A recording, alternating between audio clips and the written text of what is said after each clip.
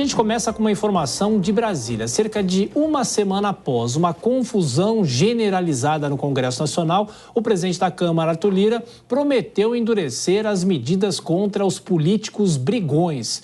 Lira teria encomendado estudos técnicos para avaliar quais medidas podem ser adotadas nesses casos. Uma das sugestões de parlamentares envolve até mesmo a suspensão do mandato daqueles que estiverem participando dessas confusões, como vimos na semana passada. Claro que a gente vai falar muito sobre as votações em Brasília, a expectativa para essa semana, e eu já vou chamar os nossos comentaristas, Dora Kramer conosco e o Nelson Kobayashi aqui nos estúdios. Tudo bem, Dora? Boa noite para você, bem-vinda. Será que precisa ter estudo técnico para avaliar o que fazer contra os políticos brigões, Dora? Bem-vinda mais uma vez. Boa noite, Tiago. Boa noite, Kobayashi. Boa noite a todos. É claro que não precisa de estudo técnico nenhum, né? Essa decisão do presidente Arthur Lira, ela é bem-vinda, embora seja tardia, porque essas cenas que a gente vê de troca de insultos e às vezes até de sopapos, elas acontecem há muito tempo, aumentaram inclusive muito desde que a lacração começou a fazer parte do exercício do mandato de alguns parlamentares. A questão é se vai funcionar, porque essa promessa de fechar o cerco em torno dessa quebra de decoro, ela já foi feita algumas vezes e não deu em nada.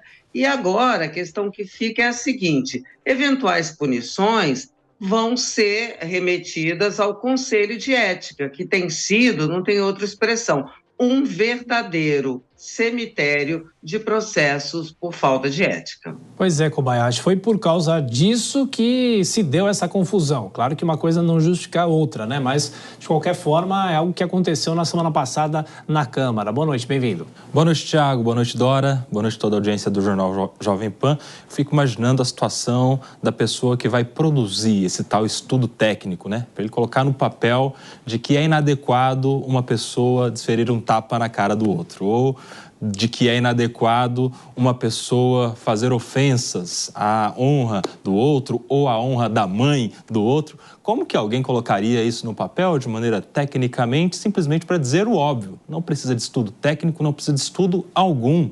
É simplesmente uma questão da boa convivência. Não se admite em lugar nenhum imagens como as que a gente tem visto constantemente no ambiente do Congresso Nacional. Parlamentares que expulsam cidadãos a chutes, parlamentares que dão tapa um na cara do outro, parlamentares que partem para cima um do outro com as mais variadas ofensas verbais, enfim. O ambiente lá está assim porque o foro adequado para se dizer incompatível um ato deste com o exercício do parlamentar, o foro adequado, que é o Conselho de Ética, tem se tornado, de fato, um cemitério, como a Dora já bem disse. Tem se tornado um ambiente para arquivar processos éticos. E isso, infelizmente, perigosamente, tem subido a régua do que os parlamentares entendem como possível para a sua atuação ali de oposição, para suas brigas, para suas desavenças. Infelizmente, isso só tem acontecido porque os precedentes têm autorizado